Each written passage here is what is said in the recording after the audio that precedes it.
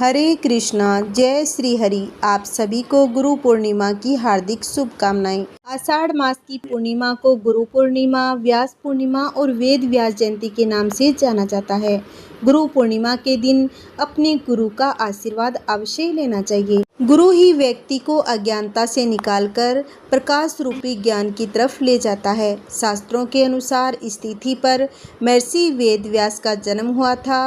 वेद व्यास जी ने पहली बार इस जगत को चारों वेदों को ज्ञान दिया था। आइए भक्तों, गुरु का ध्यान करते हुए आज हम सुनेंगे पूर्णिमा की संपूर्ण कथा।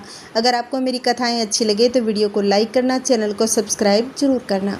द्वापर युग में एक समय की बात है कि यशोदा जी ने कृष्ण से कहा कि हे कृष्ण, तुम सारे संसार के उत्पन्नकर्ता, पोषक तथा उनके संहार करता हो।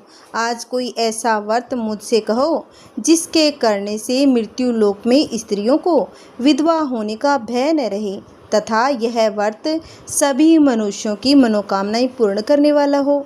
श्री कृष्ण कहने लगे कि हे माते, तुमने अति सुंदर प्रश्न किया है। मैं तुमसे ऐसे ही व्रत को विस्तार पूर्वक कहता हूँ। सौभाग्य की प्राप्ति के लिए स्त्रियों को 32 पूर्णमासियों का व्रत करना चाहिए। इस व्रत के करने से स्त्रियों को सौभाग्य संपत्ति मिलती है। यह व्रत अचल सौभाग्य देने वाला एवं भगवान शिव के प्रति मनुष्य मात्र की भक्ति को बढ़ाने वाला है। यशोदा जी कहने लगी, हे कृष्ण, सबसे पहले इस व्रत को मृत्युलोक में किसने किया था, इसके विषय में विस्तार पूर्वक मुझसे कहो। श्री कृष्ण जी कहने लगे कि इस भूमंडल पर एक अत्यंत प्रसिद्ध राजा चंद्रहास से पालित अनेक प्रकार के रत्नों से परिपूर्ण कातिका नाम की एक नगरी थी। वहां पर धनेश्वर नाम का एक ब्राह्मण रहता था और उसकी स्त्री अति सुंदर सुशील रूपवती थी। दोनों ही उस नगरी में बड़े प्रेम के साथ रहा करते थे। घर में धन धान्य आदि की कोई कमी नहीं थी। उनको एक बड़ा दुख था कि उनके कोई संतान नहीं थी। इस दुख से वह अत्यंत दुखी रहा करते थे। एक समय एक बड़ा तपस्वी योगी उस नगरी में आया। वह योगी उस ब्राह्मण के घर को छोड़कर अन्य सभी घरों से भिक्षा लाकर भोजन करता था। रूपवती से वह भिक्षा नहीं लेता था। उस योगी ने एक दिन रूपवती से भिक्षा न लेकर किसी अन्य घर से भिक्षा लेकर गंगा किनारे जाकर भिक्षा को प्रेम पूर्वक खा रहा था कि धनेश्वर ने उस योगी के यह सब कार्य किसी प्रकार से देख लिया। अपनी भिक्षा के अनादर से दुखी होकर धनेश्वर योगी के पास आया और बोला कि हे महात्मन, आप सभी घरों से भिक्षा लेते हैं परंतु मेरे घर की भिक्षा कभी नहीं लेते। इसका कारण क्या है? योगी ने कहा कि निसंतान के घर की भीख पतितों के अन्न के तुल्य होती है। जो पतित का अन्न खाता है वह भी पतित हो जाता है। क्योंकि तुम निसंतान हो, अतः पतित हो जाने के भय से मैं तुम्हारे घर की भिक्षा नहीं लेता हूँ। पतित यानी पापी। धनेश्वर यह बात सुनकर अपने मन में बहुत ही दुखी हुआ और हाथ जोड़कर योगी के पैरों में गिर पड़ा तथा आतर भाव से कहने लगा, हे महाराज, यदि ऐसा है तो आप मुझको पुत्र प्राप्ति का उपाय बताइए। आप सर्वज्ञ हैं, मुझ पर अवश्य ही यह कृपा कीजिए। धन की मेरे घर में कोई कमी नहीं, परंतु मैं पुत्र न होने के कारण अत्यंत ही दुखी हूँ। आप मेरे इस दुख का हरण करें। आप सामर्थ्यवान हैं। यह सुनकर योगी कहने लगे, हे ब्राह्मण, तुम चंडी की आराधना करो। और घर आकर उसने अपनी स्त्री से सब वृत्तांत कहा और स्वयं तप के निमित्त वन में चला गया। वन में जाकर उसने चंडी की उपासना की और उपवास किया। चंडी ने 16वें दिन उसको स्वप्न में दर्शन दिया और कहा, हे धनेश्वर, जा तेरे पुत्र होगा, परंतु वह 16 वर्ष की आयु में ही मृत्यु को प्राप्त हो जाएगा। यदि तुम दोनों स्त्री पुरुष 32 पूर्णमासियों का व्रत विधि पूर्वक करोगे तो वह दीर्घायु होगा। जितनी तुम्हारी सामर्थ्य हो आटे के दिए बनाकर शिव जी का पूजन करना, परंतु पूर्णमासी तो 32 हो जानी चाहिए। प्रातःकाल होने पर इस स्थान के समीप ही तुम्हें एक आम का वृक्ष दिखाई देगा। उस पर तुम चढ़कर एक फल तोड़कर शीघ्र अपने घर को चले जाना। अपनी स्त्री से सब वृत्तांत कहना। ऋतु स्नान के बाद वह स्वच्छ होकर भगवान शंकर जी का ध्यान करके उस फल को खा लेगी। तब शंकर भगवान की कृपा से उसको गर्भ रह जाएगा। जब वह ब्राह्मण प्रातःकाल उठा तो उसने उस स्थान के पास ही एक आम का वृक्ष देखा, जिस पर एक अत्यंत ही सुंदर आम का फल लगा हुआ था। उस ब्राह्मण ने उस आम के वृक्ष पर चढ़कर उस फल को तोड़ने का प्रयत्न किया, परंतु वृक्ष पर कई बार प्रयत्न करने पर भी वह न चढ़ पाया। तब तो उस ब्राह्मण को बहुत ही चिंता हुई और विघ्न विनाशक श्री गणेश जी की वंदना करने लगा। हे दयानिधे, अपने भक्तों के विघ्नों का नाश करके उनके मंगल कार्य को करने वाले, दुष्टों का नाश करने वाले, रिद्धि सिद्धि के देने वाले, आप मुझ पर कृपा करके इतना बल दे कि मैं अपने मनोरथ को पूर्ण कर सकूं। इस प्रकार गणेश जी की प्रार्थना करने पर उनकी कृपा से धनेश्वर वृक्ष पर चढ़ गया और उसने एक अति सुंदर आम का फल देखा। उसने विचार किया कि जो वरदान से फल मिला था यह वही है और कोई फल दिखाई नहीं देता। उस धनेश्वर ब्राह्मण ने जल्दी से उस फल को तोड़कर अपनी स्त्री को लाकर दिया और उसकी स्त्री ने अपने पति के कथनानुसार उस फल को खा लिया और वह गर्भवती हो गई। देवी जी की असीम कृपा से उसे एक अत्यंत सुंदर पुत्र उत्पन्न हुआ, जिसका नाम उन्होंने देवीदास रखा।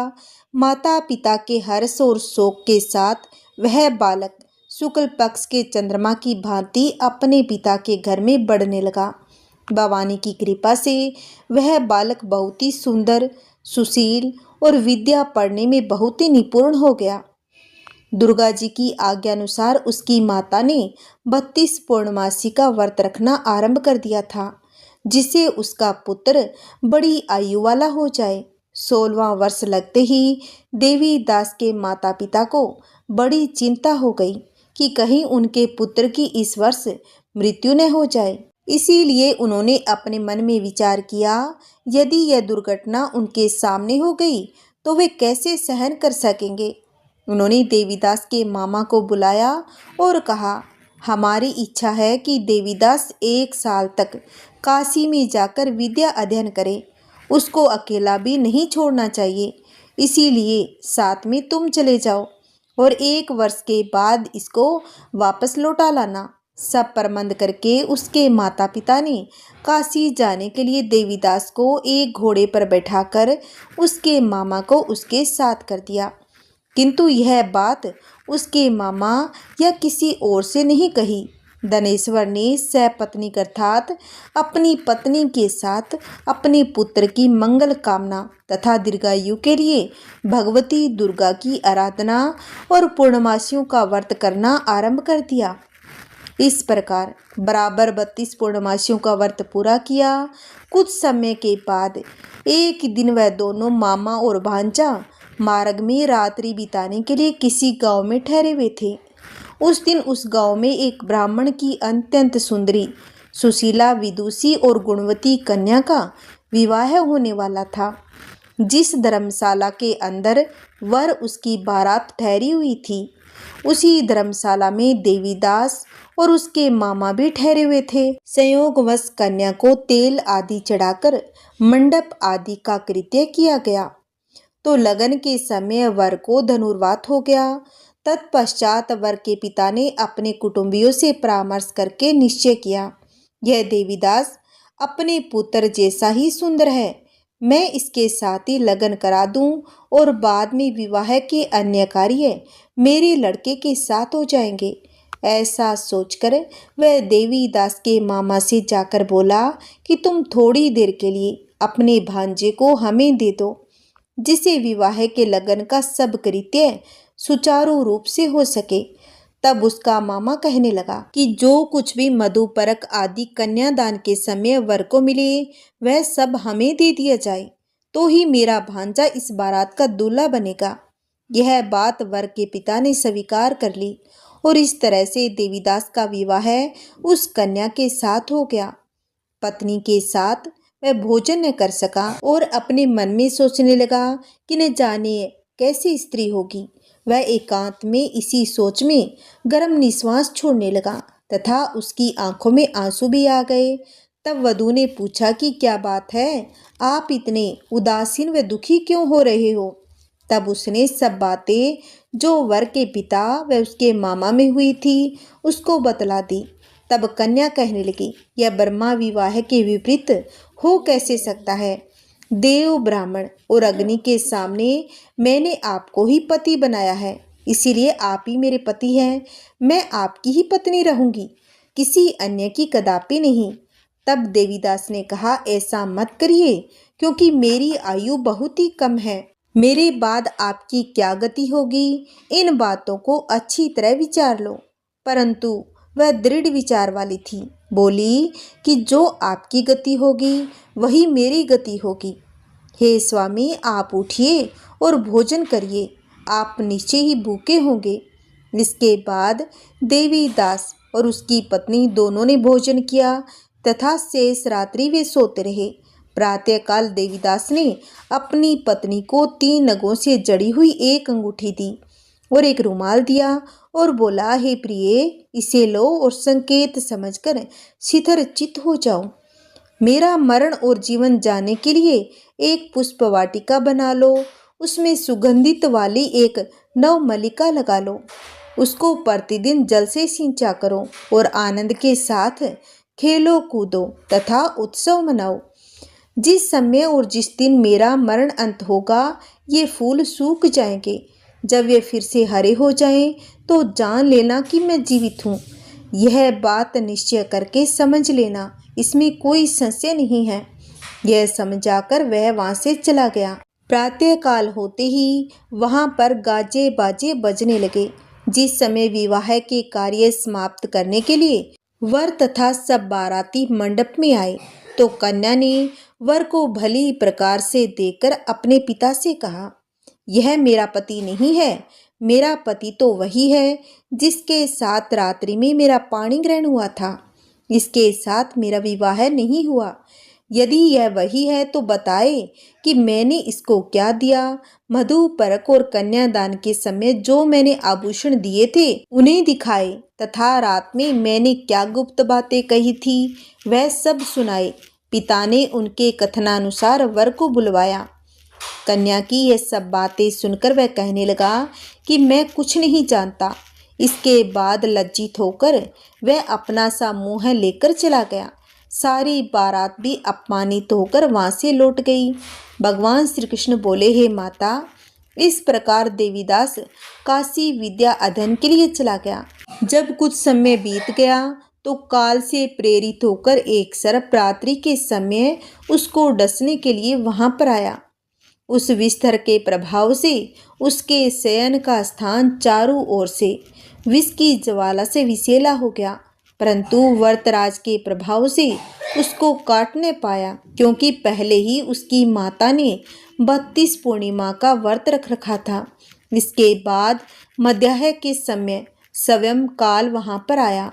उसके शरीर से उसके प्राणों को निकालने का प्रयत्न करने लगा, जिससे वह मूर्छित होकर पृथ्वी पर गिर पड़ा। भगवान की कृपा से उसी समय पार्वती जी के साथ श्री शंकर जी वहां पर आ गए। उसको मूर्छित दशा में देखकर पार्वती जी ने भगवान शंकर से प्रार्थना की, हे महाराज, इस बालक की माता ने पहले 32 पूर्णमासियों का व्रत किया था, जिसके प्रभाव से हे भगवान आप इसको प्राण दान दें। भवानी के कहने पर भक्त वत्सल भगवान श्री शिव जी ने उसको प्राण दे दिया। इस व्रत के प्रभाव से काल को भी पीछे हटना पड़ा और देवीदास स्वच्छ होकर बैठ गया। उधर उसकी स्त्री उसके काल की प्रतीक्षा किया करती थी। जब उसने देखा कि उस पुष्प वाटिका में पत्र पुष्प कुछ भी नहीं रहे तो उसको अत्यंत ही आश्चर्य हुआ। जब वह वैसे ही हरी भरी हो गई तो वह जान गई कि वह जीवित हो गए हैं। यह देखकर वह बहुत ही प्रसन्न मन से अपने पिता से कहने लगी कि पिताजी, मेरे पति जीवित हैं, आप उनको ढूंढिए। जब 16वां वर्ष व्यतीत हो गया तो देवीदास भी अपने मामा के साथ काशी से चल दिया। इधर उसके ससुर उसको ढूंढने के लिए अपने घर से जाने ही वाले थे। कि वह दोनों मामा भांजा वहां पर आ गए। उसको आया देखकर उसका ससुर बड़ी प्रसन्नता के साथ अपने घर में ले आया। उस समय नगर के निवासी भी वहां इकट्ठे हो गए। सबने निश्चय किया अवश्य ही इसी बालक के साथ इस कन्या का विवाह हुआ था। उस बालक को जब कन्या ने देखा तो वह पहचान लिया और कहा, यह तो वही है जो संकेत करके गया था। तदुपरांत सभी कहने लगे कि भला हुआ जो यह आ गया। सब नगरवासियों ने आनंद मनाया। कुछ दिन के बाद देवीदास अपनी पत्नी और मामा के साथ अपने ससुर के घर से बहुत सारा उपहार आदि लेकर अपने घर के लिए प्रस्थान किया। जब वह अपने गांव के निकट गया तो कई लोगों ने उसको देखकर उसके माता पिता को पहले ही जाकर खबर दे दी कि तुम्हारा पुत्र देवीदास अपनी पत्नी और मामा के सहित आ रहे हैं। ऐसा समाचार सुनकर पहले तो उन्हें विश्वास ही नहीं हुआ, किंतु जब और लोगों ने भी आकर उनकी बात का समर्थन किया तो उनको बड़ा आश्चर्य हुआ। लेकिन थोड़ी देर में देवीदास ने आकर अपने माता पिता के चरणों में अपना सिर रखकर प्रणाम किया और उसकी पत्नी ने अपने सास ससुर के चरणों को स्पर्श किया और माता पिता ने अपने पुत्र और पुत्र वधू को अपने हृदय से लगा लिया और दोनों की आंखों में प्रेम के आंसू बह निकले। अपने पुत्र और पुत्र वधू के आने की खुशी में धनेश्वर ने बड़ा भारी उत्सव किया और ब्राह्मणों को भी बहुत सा दान दक्षिणा देकर प्रसन्न किया। श्री कृष्ण जी कहने लगे, इस प्रकार धनेश्वर 32 पूर्णमासियों के व्रत के प्रभाव से पुत्रवान हो गया। जो भी स्त्रियां इस व्रत को करती है वे जन्म जन्मांतर में विधव्य का दुख नहीं भोगती और सदैव सौभाग्यवती रहती है। यह मेरा वचन है, इसमें कोई संदेह नहीं मानना। यह व्रत पुत्र पोत्रों को देने वाला तथा संपूर्ण मनोकामनाओं को पूर्ण करने वाला है। 32 पूर्णमासियों के व्रत करने से व्रती की सब इच्छाएं भगवान शिव जी की कृपा से पूर्ण हो जाती है। आइए अब हम सुनेंगे एक और पूर्णमासी की कथा। एक बार की बात है, किसी नगर में एक सेठ और सेठानी रहा करते थे। सेठानी प्रतिदिन भगवान विष्णु की पूजा अर्चना श्रद्धा पूर्वक करती थी, लेकिन उसका पूजा करना उसके पति सेठ को बिल्कुल भी नहीं अच्छा लगता था। इसी वजह से एक दिन सेठ ने उसे घर से निकाल दिया। सेठानी घर से निकलने के बाद जंगल की तरफ निकल पड़ी। रास्ते में जाते समय सेठानी ने देखा कि जंगल में 4 आदमी मिट्टी खोद रहे थे। यह देखकर सेठानी उस आदमी के पास गई और उन लोगों से कहा, आप मुझे किसी काम पर रख लें। सेठानी के ऐसा कहने पर चारों आदमियों ने उसे नौकरी पर रख लिया। सेठानी बहुत ही कोमल थी, इस वजह से उसके हाथ पर छाले पड़ गए। यह देखकर चारों आदमियों ने सेठानी से कहा कि तुम यह काम छोड़ दो, तुम किसी अच्छे घर की लगती हो, इसकी जगह तुम हमारे घर का काम कर दिया करो। सेठानी ने कहा कि ठीक है। तब वह चारों आदमी सेठानी को अपने घर पर ले गए। वहाँ वह चारों आदमी 4 मुट्ठी चावल लाते थे, उसे आपस में बांटकर खा लेते थे। यह देखकर सेठानी को बड़ा ही बुरा लगता। अगले दिन सेठानी ने चारों आदमियों से कहा कि सुनो भाई, तुम कल से 4 मुट्ठी की जगह 8 मुट्ठी चावल लेकर आना। सेठानी के कहने पर चारों आदमी अगले दिन 8 मुट्ठी चावल लेकर आए। उस 8 मुट्ठी चावल को सेठानी ने पकाकर भोजन बनाया। उसे भगवान विष्णु को भोग लगाकर चारों आदमी को परोस दिया। जब चारों आदमियों ने उस भोजन को खाया तो वह भोजन उन लोगों को बहुत ही स्वादिष्ट लगा। उन्होंने सेठानी से कहा कि सुनो बहन, आज जो तुमने खाना बनाया है वह तो बहुत ही स्वादिष्ट था। यह सुनकर सेठानी ने कहा, यह भोजन भगवान विष्णु का जूठा है, इसी वजह से आप लोगों को यह बहुत ही स्वादिष्ट लग रहा है। सेठानी के जाने के बाद सेठ भूखा रहने लगा। आसपास के लोग उसे देखकर ताना मारने लगे कि यह आदमी सिर्फ अपनी पत्नी यानी सेठानी की वजह से ही भोजन किया करता था, यह सुनकर सेठ एक दिन अपनी पत्नी सेठानी को खोजने के लिए जंगल की तरफ निकल पड़ा। रास्ते में उसे वही 4 आदमी मिट्टी खोदते हुए दिखाई दिए। उसे देखकर सेठ ने कहा कि सुनो भाई, क्या तुम मुझे काम पर रख सकते हो? तब चारों आदमियों ने उसे भी काम पर रख लिया, लेकिन मिट्टी खोदने की वजह से सेठ के हाथों में छाले पड़ने लगे, क्योंकि सेठ ने इस तरह का काम कभी नहीं किया था। उसके बाल भी उड़ गए थे। यह देखकर उस चारों आदमियों ने कहा कि सुनो भाई, तुम यह काम रहने दो, तुम अच्छे घर के लगते हो, तुम हमारे घर चलो, वहाँ कुछ काम कर लेना। तब सेठ ने उन चारों आदमियों की बात मान ली और वह उनके साथ उनके घर की तरफ चल पड़ा। घर पहुंचने के बाद सेठ ने सेठानी को देखते ही पहचान लिया, लेकिन सेठानी घूंघट में थी। इस वजह से वह अपने पति यानी सेठ को नहीं पहचान पाई। हर दिन की तरह इस दिन भी सेठानी ने भोजन बनाकर भगवान विष्णु को भोग लगाकर सभी को खाना परोस दिया। जैसे ही सेठानी सेठ को भोजन देने लगी, तभी भगवान विष्णु स्वयं ने आकर सेठानी का हाथ पकड़ लिया और कहा, ये तुम क्या कर रही हो? यह सुनकर सेठानी ने कहा, मैं तो कुछ नहीं कर रही हूँ, मैं तो भोजन दे रही हूँ। भगवान विष्णु ने मेरा हाथ पकड़ लिया है। तब चारों भाइयों ने सेठानी से कहा, हमें भी भगवान विष्णु के दर्शन कराओ। ऐसा कहने पर सेठानी भगवान विष्णु से हाथ जोड़कर अनुरोध करने लगी, हे प्रभु, आप मेरी तरह इन्हें भी दर्शन दे। तब भगवान विष्णु वहां प्रकट हो गए। यह देखकर सेठ ने सेठानी से क्षमा मांगी और उसे अपने घर साथ चलने को कहा। तब चारों भाइयों ने अपनी बहन को बहुत सारा धन देकर विदा किया। उसी समय से सेठ भी भगवान विष्णु के भक्त बन गया, उनकी पूजा श्रद्धा पूर्वक करने लगा। ऐसा करने से उसके घर में फिर से धन की बरसात हो गई। ऐसी मान्यता है, जो भी मनुष्य पूर्णमासी की दिन व्रत रखकर इन कथाओं को आनंद से सुनता है, भगवान विष्णु उनकी सभी मनोकामनाओं को पूर्ण करते हैं। तो आइए भक्तों, अब हम सुनेंगे भगवान विष्णु की आरती। इसे भी आप पूरी श्रद्धा से सुनिएगा।